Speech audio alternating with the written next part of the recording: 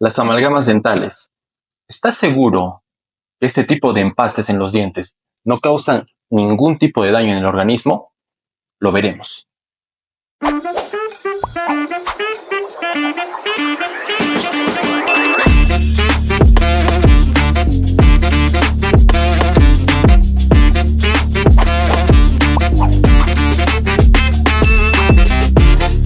¿Qué tal, chicos? ¿Cómo están? Bienvenidos a nuestro segundo capítulo en Solo para Odontólogos. Y hoy hablaremos de las amalgamas. Y para este tema tan importante y controversial, tenemos ni nada más ni nada menos al doctor Daniel Reyes. Bienvenido, Daniel. Gracias, hermano, por la oportunidad. Bueno, este tema es muy peculiar en realidad y va a causar bastante controversia. Ya ¿sí, está. no? Pregunta puntual. ¿Qué son las amalgamas y de qué están hechas? Bueno, las amalgamas son por así decirlo, una amalgama propiamente.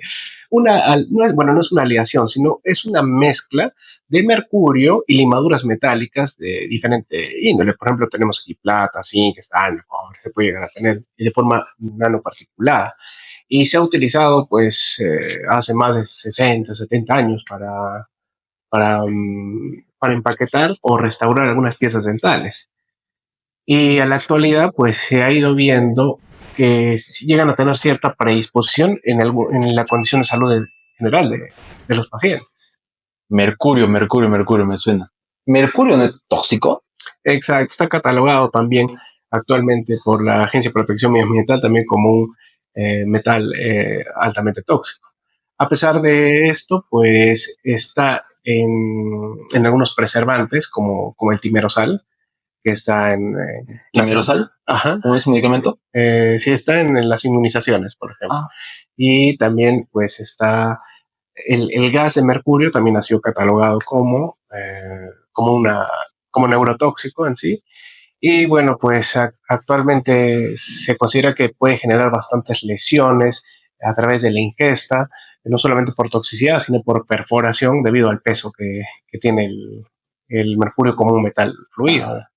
¿Qué tan tóxico puede llegar a ser el mercurio? En realidad, la toxicidad que lleva a cabo en el organismo es porque el punto, por así decirlo, en el cual el mercurio o el empaste de mercurio libera gases, que son gases de mercurio propiamente, se da a expensas unos 28 a 30 grados centígrados. En este caso, la temperatura corporal que tenemos nosotros genera una constante.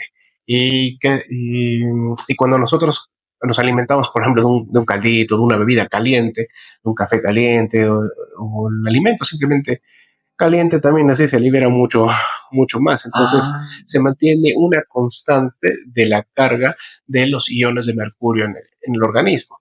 Entonces, ¿cuál sería el margen del problema aquí? De que la toxicidad por mercurio, pues lo que hace es acarrear un condicionamiento como como te digo, es como un hacinamiento para un hongo. Y el hongo cándida, por ejemplo, tiene una peculiaridad de que cuando traspasa las barreras hemáticas, o sea, cuando está en una condición en nuestra sangre, pues utiliza las nanopartículas de mercurio como nicho, en donde se instala y en donde se esconde.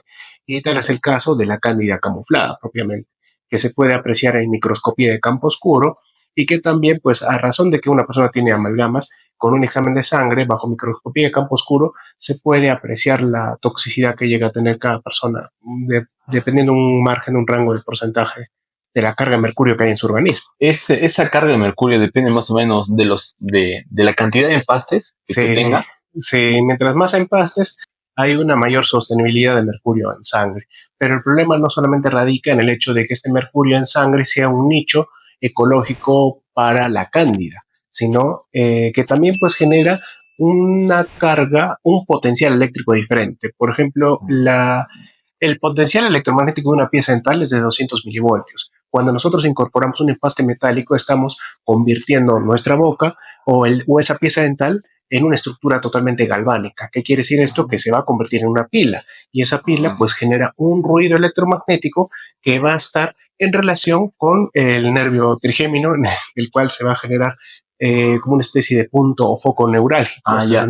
Por eso en un momento escuché que si tienes una coronita de oro, no puedes tener amalgamas. Porque Exacto. ahí produces como que un campo electromagnético. Exacto, un efecto piezoeléctrico que incluso puede disponerte a escuchar todo el día una radio en la cabeza, o puede predisponerte a ciertas condiciones a veces de tinnitus incluso.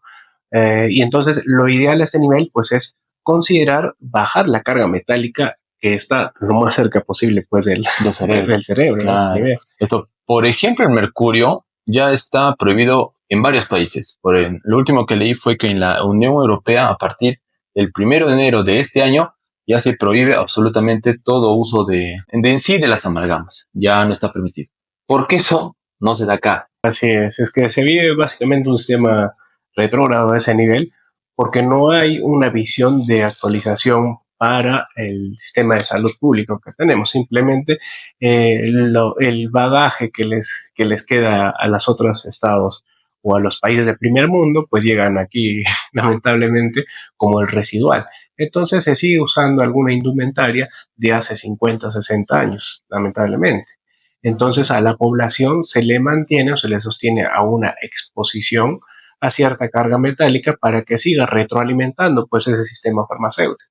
Entiendo. A ver, ya tenemos mercurio, ya. Donde yo ya tengo 8 envases de mercurio, ya prácticamente dijiste que por cuando ingerimos alimentos calientes, como que el mercurio se puede ir ingiriendo, ¿Así? y se puede decir que estoy intoxicado. ¿Cómo me puedo desintoxicar de esa cantidad de mercurio que tengo en el organismo? Bueno, lo primero que se debe de considerar es una forma adecuada de retirar los empastes de amalgama, teniendo en cuenta durante el proceso de retiro de la amalgama se cuente con un agente de tipo quelante para la cantidad de metales que pueden... ¿Quelante quiere decir? Un quelante es un agente que va a, por así decir, oxidar la carga metálica, tanto del mercurio como de las limaduras metálicas que estén presentes. Se puede hacer uso de un agente polar, que en este caso yo suelo recomendar bastante los enjuagues con agua de mar mientras se hace el retiro de las amalgamas. Pero normalmente, como la forma de mercurio en gas suele ser la más neurotóxica, siempre se ha considerado protocolos de aislamiento y demás. Pero esto depende de la cantidad de procedimientos que se vayan a realizar en un día. Que no recomiendo pues yo más de una pieza que se retire al día de las amalgamas y que se dé un margen, un espacio de unos 12 a 15 días para poder proceder con otra pieza. Y durante esos días se debería de realizar un protocolo de quelación propiamente, haciendo uso de algún agente oxidativo, que puede ser la ozonoterapia, puede ser el uso del dióxido clórico, puede ser o algo que tengamos a la mano. Algo que se pueda tener en la mano en casa, pues son las infusiones de cilantro, que básicamente es un quelante de metales. Excelente. A nivel del organismo y de forma natural. Excelente, sí. Información muy valiosa. No retirarse más de uno, esperar un promedio de un margen de 15 días y durante esos 15 días hasta que te retiren el otro empaste, hacer infusiones de cilantro. Excelente.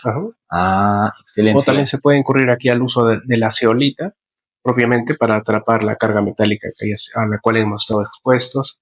También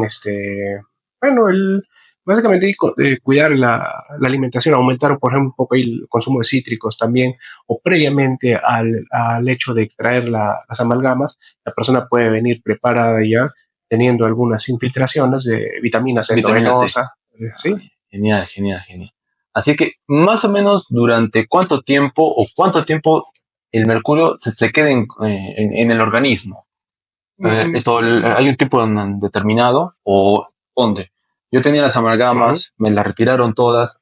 Yo supongo que sigo teniendo mercurio en el organismo. Claro. Después de cuánto tiempo ya puedo decir que estoy libre de mercurio. Aproximadamente hacia unos 6 meses después del retiro de la amalgama, dependiendo del estilo de vida que tenga la persona, el tipo de alimentación o el tipo de insumos o de fármacos que llegue a consumir, eso va a tener esos factores de por medio. Pero si seguimos, por ejemplo, un protocolo oxidativo basado en el uso, por ejemplo, del dióxido de cloro o de la zeolita, se puede considerar un margen de unos 6 meses bajo ese protocolo. Por esa razón, se utiliza también en los protocolos de niños con autismo porque se ha tenido en cuenta esto de que a veces hay un terreno predispuesto por el mercurio a nivel de la membrana cerebral y que condiciona este tipo de estados de salud a ese nivel. Entonces se ha utilizado esos protocolos de quelación. Entiendo. Entonces, retirar el mercurio sí o sí. Es más, porque creo que el mercurio tiene una característica de expansión.